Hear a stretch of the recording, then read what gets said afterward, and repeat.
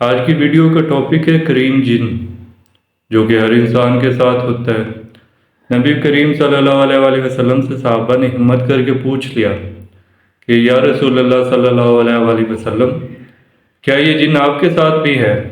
تو آپ صلی اللہ علیہ وآلہ وسلم نے فرمایا، ہاں یہ جن میرے ساتھ بھی ہے، لیکن اس پہ اللہ نے میری مدد فرمائی ہے اور یہ مسلمان ہو گیا ہے، تو یہ اب صرف مجھے نیکی کا حکم دیتا ہے اور برائی سے دور رکھتا ہے، لیکن تم لوگوں کے لیے ایسا نہیں ہے، تم لوگوں کے لیے آزمائش ہے۔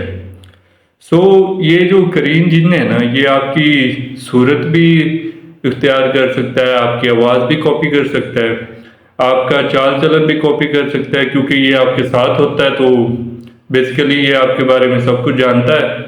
یہ جو سو کالڈ بابے ہیں نا، روحیں بلانے کا کام کرتے ہیں، اور آپ بھی ان کے جھانسے میں آ جاتے ہیں، اور یہ جو روح آتی ہے آپ سے میٹ اپ کرتی ہے، آپ سے بات چیت کرتی ہے، اور آپ دیکھ کے اطمینان میں آ جاتے ہو کہ واقعی بابے میں دم ہے، اور بابے نے روح بلائی ہے ہمارے خاص بندے کی، جس کا بھی آپ اسے کہو۔ بیسیکلی وہ روح نہیں ہوتی، وہ کریم جن ہوتا ہے جو کہ روح کی شکل میں بلایا جاتا ہے، اور اسی سے آپ کی میٹ اپ کروائی جاتی ہے، آپ کی بات چیت کروائی جاتی ہے، آپ کو بھروسہ دلایا جاتا ہے کہ یہ آپ کا وہی رشتہ دار ہے جس سے آپ بات کرنا چاہتے ہو اور جس سے آپ ملنا چاہتے تھے، یہ وہی ہے۔ مجھے سمجھ نہیں آتی لوگ ان پہ بھروسہ کیسے کر لیتے ہیں کہ ایک جو روح برزخ میں چلی گئی ہے وہ واپس کیسے آ سکتی ہے۔ آپ خود سوچیں نا، ہمارا تو یہ عقیدہ ہی نہیں ہے، ہم تو مسلمان ہیں نا، ایک چیز جو اللہ کے پاس واپس چلی گئی ہے وہ واپس ہم سے ملنے، ہم سے بات کرنے کیسے آ سکتی ہے؟ یہ برزخ میں جانے کے بعد کوئی روح کو واپس بلانا یہ تو ناممکن ہے، یہ آپ بات سمجھ لیں۔ اور ایک چیز اور، یہ جو بابے آپ سے آپ کی والدہ کا نام پوچھتے ہیں اور پھر آپ کو پورا فیوچر بتا دیتے ہیں، کیسے کر لیتے ہیں یہ؟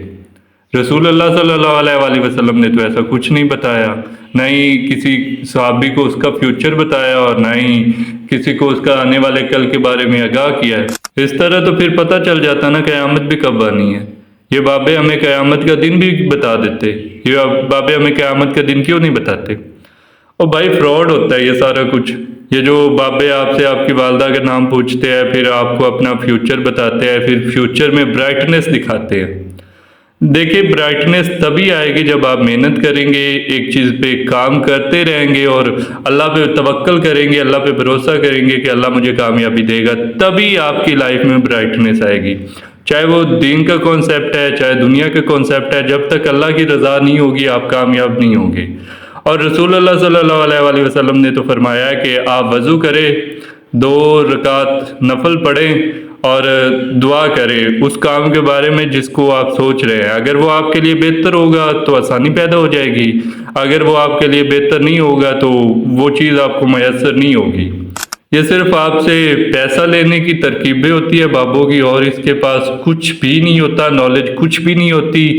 یہ بس ہمارا کنسیپٹ بن گیا کہ اگر کوئی برائی ہوئی ہے تو بابے سے پوچھ لو، اگر گھر میں کوئی چوری ہوئی ہے تو بابے سے پوچھ لو، اگر آپ کا کوئی مرنے والا ہے تو بابے کو بلا لو، دم کروا لو۔ اچھا، کچھ لوگ ہوتے ہیں بچہ پیدا ہونے کے بعد گلے میں بابے کا دیا ہوا تعویذ باندھ دیتے ہیں۔ جو اللہ ماں کے پیٹ میں 9 ماہ حفاظت کر سکتا ہے بچے کی، وہ باہر جب پیدا ہو جاتا ہے بچہ ماں کے پیٹ سے باہر آتا ہے تو پھر اللہ حفاظت نہیں کر سکتا؟ خدا کا نام مانیں، ان بابوں کے چکروں سے نکلیں اور اپنے اللہ پہ توکل کریں، اللہ پہ بھروسہ رکھیں کہ جو چیز آپ کے حق میں بہتر ہے وہی آپ کو ملے گی۔ اور یہ جو روح بلانے والا کانسیپٹ ہے، یہ وہی کریم جن کو بلایا جاتا ہے آپ کے رشتہ دار کی شکل میں، اور اس سے آپ کا میٹ اپ کروایا جاتا ہے۔ یہ تو ہر انسان کے ساتھ موجود ہے، ہر انسان کی ہر ایک آہٹ، ہر ایک غلطی، ہر ایک نیکی کو جانتا ہے، ہر انسان کی پوری زندگی کو معائنہ کر کے بیٹھا ہوتا ہے، تو پھر اسی کو بلا کے آپ کے سامنے پیش کیا جاتا ہے۔ لہٰذا یہ بابوں کے چکروں سے نکلیں، ہر فیصلہ اللہ پہ چھوڑ دو۔